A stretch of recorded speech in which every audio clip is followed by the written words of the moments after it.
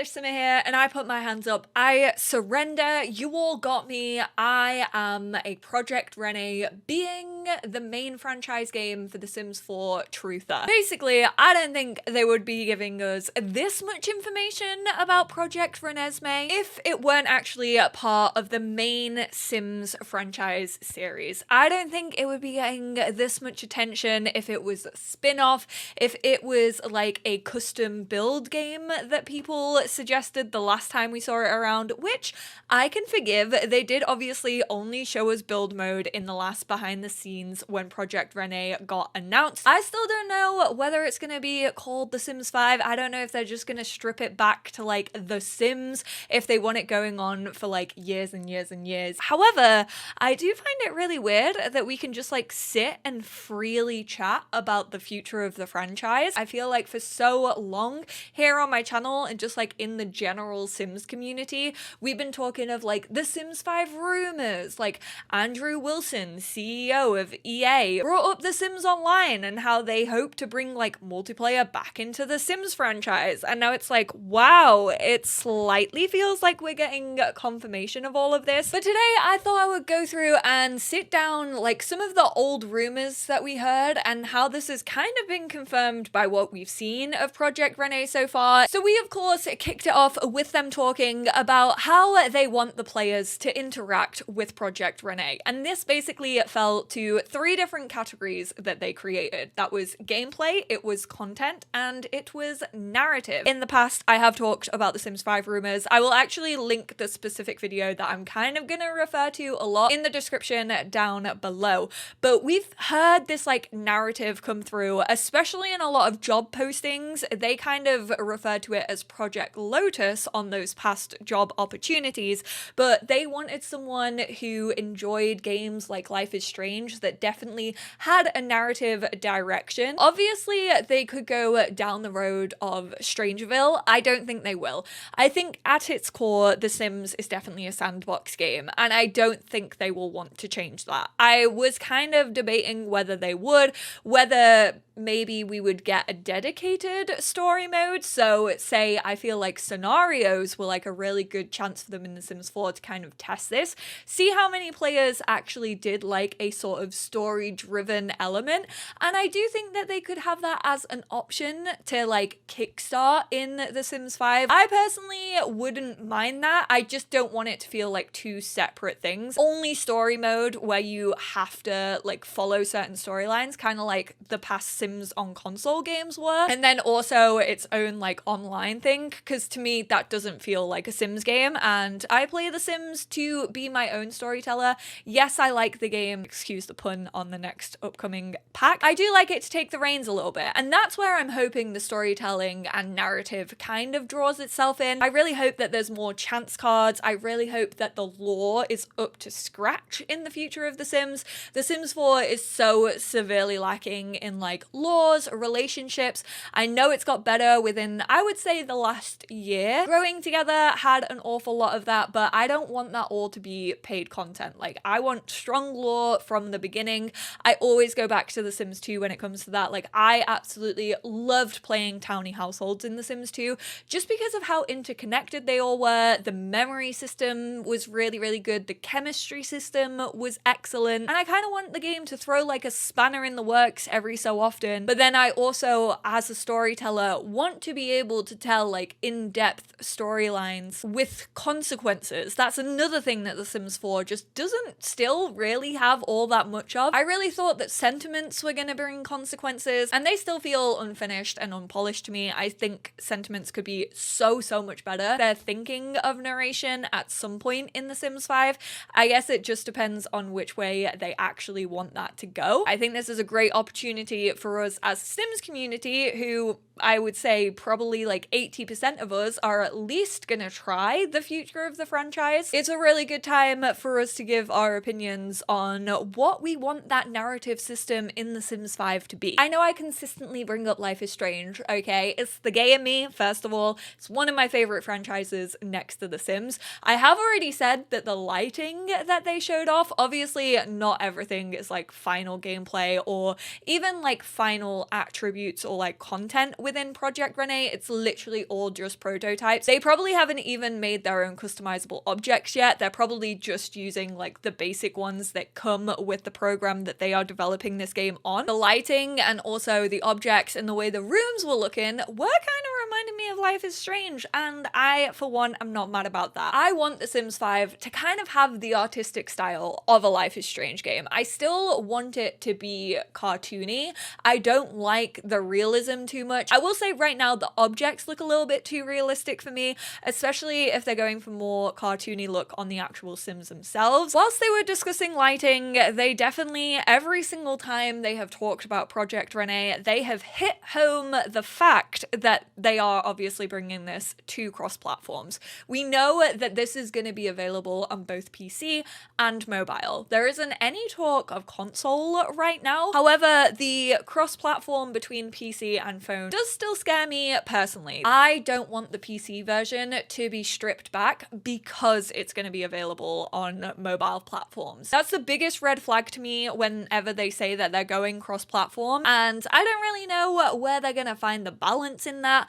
I don't know if they're expecting like a full release on mobile or if it will just be some version of the game will be available on mobile. I don't know how they're gonna appease both mobile players and PC players at the same time, and also mobile obviously scares me. I feel like people consistently like ask me about this and like where my logic lies in this, but I feel like every mobile game has microtransactions, okay? And what I mean by microtransactions is they either have their own form of currency or they have like an energy system that if you pump more money into that system, it then means that you get access to more things. It either unlocks certain items for you, for example, customizable things like hairstyles, clothing, things to customize your Sims rooms, which I really don't want. I do not want Project Rene to fall back on microtransactions. There is a discussion going on right now with Disney Dreamlight Valley. I have not picked up Dreamlight Valley in about 6 months. I really liked the gameplay loop when I first started.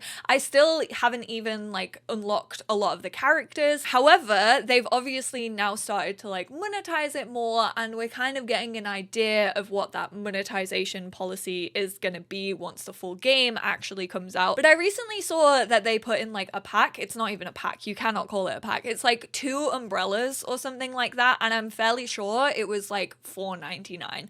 That is so much money for 2 assets within the game. And obviously I do kind of feel like kits are sort of an introduction to what microtransactions could be. I will hold my hands up and say I am not a fan of kits. I don't like getting smaller and smaller pieces of content for money that I don't really feel like there's so much value in. Like, yes, I do use kits. Yes, I have been fortunate to get kits for free through the EA Creator Network in the past. But I think if I was buying it, and obviously I didn't have YouTube as like my job where I go through all of those things and like talk about it and like value and showing you what you can get, I would definitely do a pick and mix on kits. I definitely feel like that is them sort of testing the waters with how they can go about microtransactions, what they can kind of get away with when it comes to like balancing content against money. We obviously saw a brand new job posting. The Henford Hen over on Twitter posted about it, and it was basically looking for someone who knows how monetization works within video games and kind of seeing how players will interact with that. It also obviously goes back to multiplayer, because I'm like, if they do go with the like microtransaction-y route and not the traditional like DLC, or they go for like a subscription-based service, how are like people that you play with also gonna see those objects? Like, they're gonna see those objects. Is it gonna have like a simoleon symbol over it and be like, hey, you don't own this in your game, but you could for like this amount of coins? Obviously, we used to have the Sims 3 store, and that used to like pop up in the Sims 3 being like, you can get this hairstyle for like 20 Sim coins if you want, which was like $2. I just really don't want it to feel like we are being pushed into buying things, because I feel like the Sims 4 is already treading the line with that, and I definitely obviously agree with the arguments that we're getting less and less in packs in comparison to what what we used to have. I will say this time around, they didn't really talk about multiplayer all that much, which was kind of surprising because I feel like the first time we got a look at Project Rene, we obviously saw two different people kind of building in the same room. And I have always said that I'm against like full multiplayer. Like I don't just want it to be multiplayer only, but I am quite open to the idea of it working like Animal Crossing, where you can send friend requests and then you can actually invite your friends into your game. I think that would be really cool as a person who would love to collaborate with their friends more when it comes to The Sims. There are certain things that we can do. Obviously, the multiplayer mod exists for The Sims 4, so that is clearly something that people are interested in, and I do think it could be a very good thing for the future of the game, and I think it could definitely inspire a lot of people, but I do still, at its core, want The Sims to feel like a single player sandbox, and the way that they were talking about it in this Behind the Sims actually feels like that's what they are trying to do. They did actually mention like your sim being surrounded by other sims in a neighborhood. They didn't actually mention whether the other sims were like other players or if they were just like generic townies who are going about their day doing their own thing. So I would like them to kind of go more in depth with that. I actually really would love to know how the multiplayer is gonna work. That definitely feels as if they've seen like everyone's reactions to the multiplayer and have been like, okay, we need to kind of show people that this is still a Sims game. Like we are still creating Sims. We want you to be able to tell stories and we want you to play The Sims how you always have played The Sims. You had a lot of Sims interacting with like other objects, walking around their home, interacting with other Sims and like how they react to one another. There was definitely something where I was like, ooh, I don't know how I feel about this. So we had this little video right here, which kind of showed how a Sim would interact with another Sim if they were greeting them, if they were handshaking with them, whilst they were kind of feeling a certain way about a Sim, or maybe had a certain relationship, or maybe their emotions would play a role in this. So we have secure, we have passive, and we have active. And when I looked at that, it really reminded me of walk styles in The Sims 4. Like, you know, when you have a different kind of walk style, it kind of gives you a different air about a Sim,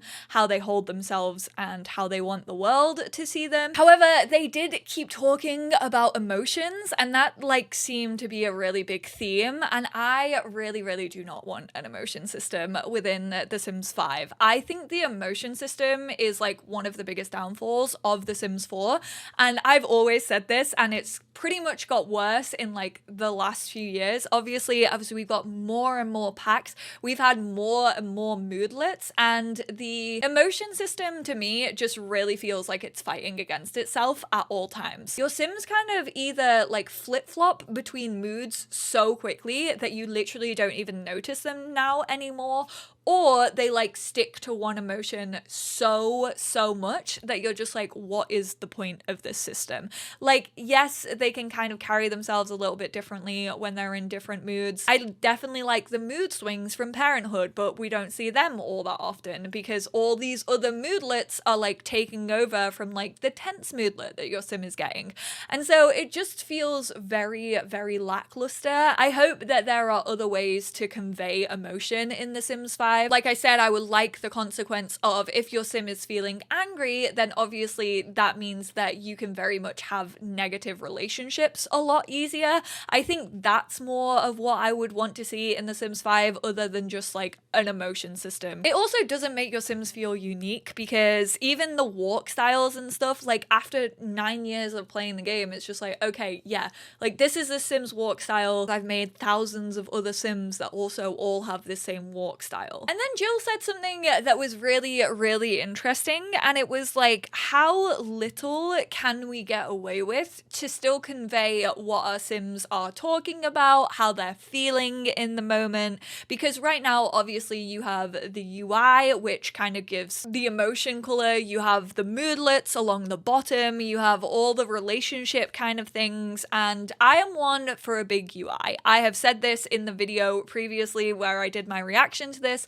I like a UI that tells me everything I need to know. I don't like second guessing myself. I don't like not being able to tell what my Sims are feeling. And obviously this is all very much like prototypey and nothing is set in stone. Like we are so early on in the development of this game. And I just kind of want to keep reiterating that. Like I'm not here to like tear this down completely and be like, this is rubbish, I don't want this, because so many things could change. We could choose to get ready for the day, help with breakfast, or watch Sam nervously. So we have Elliot and Sam, and then I'm assuming this is Elliot. Elliot kind of puts their glass down and then actually interacts with Sam. I don't know what was said. I don't think like it showed an interaction being clicked or anything like that. But clearly here, Sam didn't have the best reaction to it, you know? Like I can very much easily tell from this, yes, Sam's feeling angry, frustrated. Clearly that is a negative emotion. And then this Sim looks scared and is like, oh, I'm so sorry. Like I didn't mean to do that. Like I was nervous already and this is kind of making me more nervous.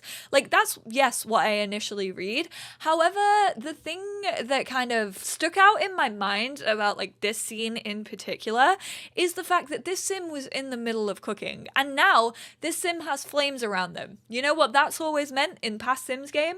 Fire.